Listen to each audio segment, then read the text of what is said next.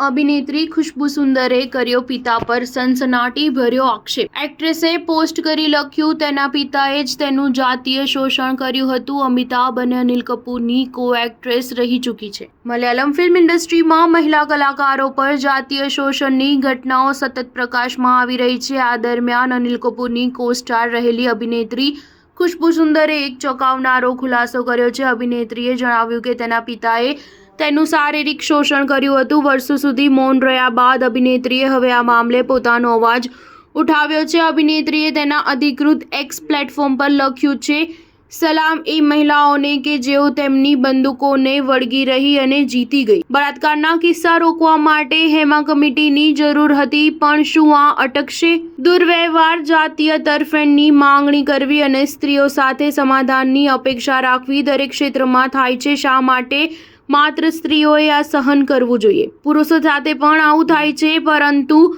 તેનું નુકસાન મહિલાઓ જ ભોગવવું પડે છે। અભિનેત્રીએ આગળ લખ્યું, મેં મારી 24 અને 21 વર્ષની દીકરીઓ સાથે આ વિશે વાત કરી। તે પીડિતોને કેવી રીતે સમજી શકે છે તે જોઈને હું આશ્ચર્યચકિત થઈ ગઈ।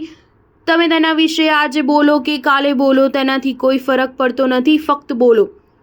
તરત જ બોલવાથી તપાસ વધુ સારી રીતે થશે અને તમે ઝડપથી એ આઘાતમાંથી બહાર આવી શકશો। અભિનેત્રીએ તેના ટ્વીટમાં આગળ લખ્યું, એક મહિલા અને માતા હોવાને કારણે આ પ્રકારની હિંસા માત્ર શરીરને જ નહીં પરંતુ આત્માને પણ હચમચાવી નાખે છે। ક્રૂરતાના કિસ્સાઓ આપણા વિશ્વાસ, પ્રેમ, શક્તિ અને પાયાને હચમચાવી નાખે છે। કેટલાક લોકો મને પૂછે છે કે તમારા પિતા દ્વારા દુર્વ્યવહાર કરવામાં આવી રહ્યો હતો તે વિશે આ બધું કહેવામાં તમને આટલો સમય કેમ લાગ્યો? હું માનું છું કે મારે આ બધું પહેલાં કહેવું જોઈતું હતું, પણ મારી સાથે જે કંઈ થયું તે કોઈ સમાધાન માટે થયું નથી।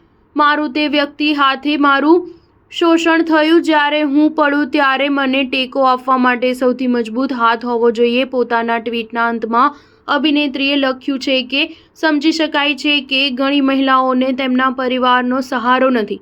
તેઓ નાના શહેરોમાંથી તેમની આંખોમાં સપના લઈને આવે છે અને તેમને આશા હોય છે કે તેઓ અહીં ચમકશે, પરંતુ ઘણીવાર તેમના સપના ચકનાચૂર થઈ જાય છે। આ વેકઅપ કોલ જેવું હોવું જોઈએ। આ શોષણ અહીં બંધ કરો। મહિલાઓને ખુલીને વાત કરવી જોઈએ। યાદ રાખો કે જીવનમાં તમારી પાસે હંમેશા પસંદગી હોય છે। તમારું ના એટલે ના।